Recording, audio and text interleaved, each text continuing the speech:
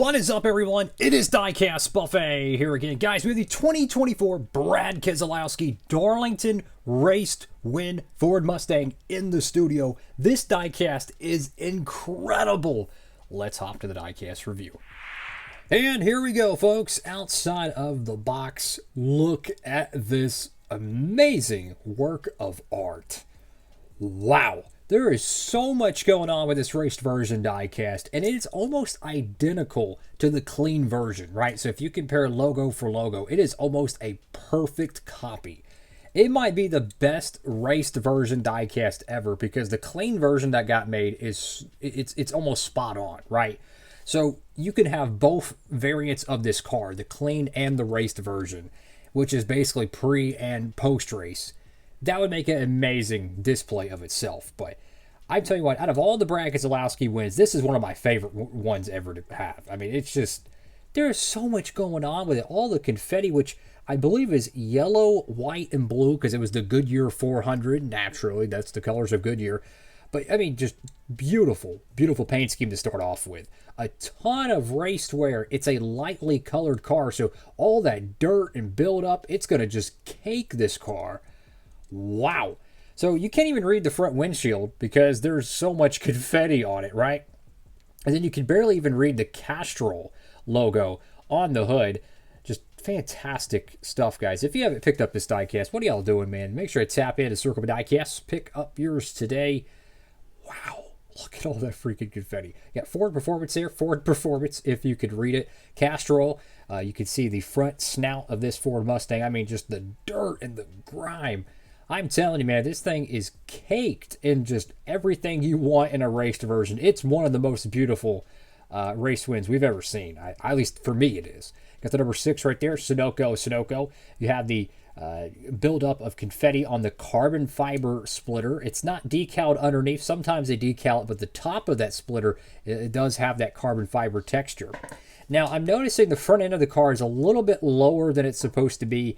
I think this is actually a decal error and not race damage. You know, maybe, I don't know if he bumped the hood of the car or something, or the front. If so, they would naturally move the decals around to mimic the damage. I don't think that's the case. I think this is actually a mess up. Why? Because there's a gap where you could see the dirt and the grime decal. Go left side of the diecast, and again, just when you had the lightly colored cars, all the dirt, all the rubber built up, even the fuel spillage, it just, you could see it all. You know, it's like an x-ray. You just literally see everything on it, man. I could imagine on the 124 how detailed the wheels are, which, I mean, you could detail them for the 164 if you'd like, if you're into like customizing and stuff. But just amazing job, man. Got Goodyear, NASCAR throwback logo, the chrome candy apple green. Would that be it? Is it like a Christmas ornament green? I mean, that thing is shiny.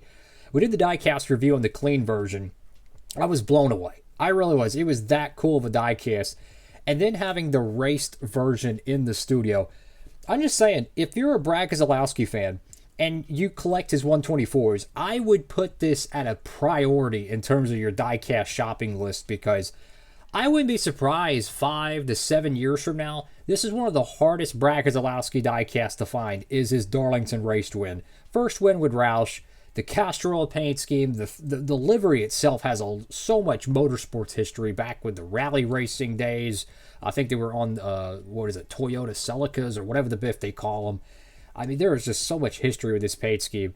And it being a Brad Keselowski win, he's had some amazing race to win diecasts made during his career. Got Goodyear there. Goodyear Eagles, if I could English right. You have the very faint stripe right here, the RFK stripe, which is a signature that they do on all of their cars. And naturally, with this being a throwback paint scheme, it's not going to have it on their original car they're sourcing it from, but they found a way to implement it without ruining the paint scheme. RFK is probably the second best team at paint schemes. I think Trackhouse is number 1, but RFK, they're up there, man. You got Brad Keselowski, build submarines, Castrol, Fastenal. I mean, just, I love these next-gen race wins. Like, we are currently in the best era ever in NASCAR 164 race win history. Almost every single diecast gets made in 164 that's won a race. It's fantastic, man. You got Consumer Cellular there. Number 6, Castrol. Got some dirt and scrapage there with a little bit of confetti. Go to the right side of the car. I mean, this thing is just beat up. I mean, what is this, Bowman Gray? What is this? I mean, is it Bristol Knight? I mean, 2002? I mean, look at all the crap that's on the right side of the car. This thing is fantastic. You have the donut mark onto the foil number 6. That's cosmetic. That is not real damage. They did that in terms of, artificially, printing it and stuff. I mean, you can tell this car made Lionel work pretty hard to produce this thing. I mean, all the little dirt specks. I mean, you got to think about it. Every little speck you see, someone has to sit behind a computer desk and design all that. That is absolutely amazing. W job, Lionel. Go to the top of the car. Now, the number 6 on the roof is actually painted black, similar to the number 6 right here on the front. I still can't get over all that dirt and grime there. But the door numbers are green. The roof number is black. Got Castrol, and again, the back window. You can see a little bit of the Keselowski name banner there. The beautiful red, or not say red, but yellow, blue, and white confetti. And then you got Castrol once again on the deck lid. Out of all the Race to Win diecasts in 2024, this is probably going to end up being my favorite one, man. I love the paint scheme itself. When I seen Brad was going to run this paint scheme, I'm like, oh my goodness, man, how cool would it be, to get a diecast made of that, but to also maybe see it win, right? Because Brad did a throwback, I think it was 2022. They didn't make the diecast for it. It's crazy, I know, but they did a Mark Martin 2004 throwback, and they didn't even make the diecast for it, I think, which is bananas to me. But the fact that he won it, it's just so cool. Like, this is going to be one of the signature wins of Brad K's career.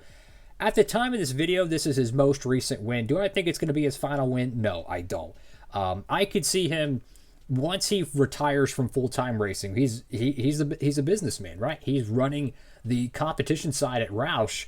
I wouldn't be surprised he kind of does a part-time gig, because they clearly have the funding to run a part-time car. So if he hasn't won the Daytona 500 by the time his full-time Cup career is over, again, this is filmed before the 2025 Daytona 500, I could see him running the 500 for the next 5 years as a part-time guy, kind of like a Mark Martin.